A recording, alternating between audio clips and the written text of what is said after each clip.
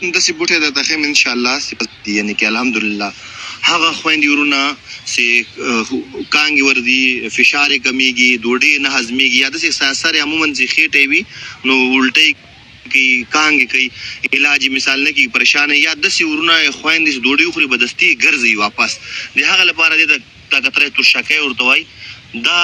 داسې تروش وي لکه د مالګې په شان دی نو دا تاسو 10 ګرامه نه تر 15 ګرامه پورې ډوډۍ نه بعد خوړلی شي خولې ته واچي ویزه به یې تېرې کړي دا خپله مالګه لري که د لاره دا کتلی شي ښه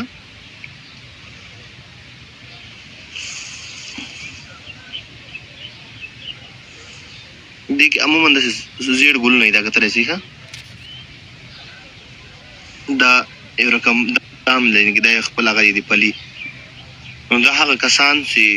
ډوډۍ نه هضمېږي بوج کېږي یا د ویټامین سي کمی وي یا د اوبو کمی په جسم کې دا غنمو کې اوس وړال دی اوس سیزن ده څه چېرته پټی وي دا موجود وي مکمل نو دا تاسو طبیعي ډول باندې استعمال دا هېڅ ضرر نه لري دا تاسو چې وخورئ نو انشاءالله دعا به راته دا مثبت نو پیسو خو دې ټول دا کار کوي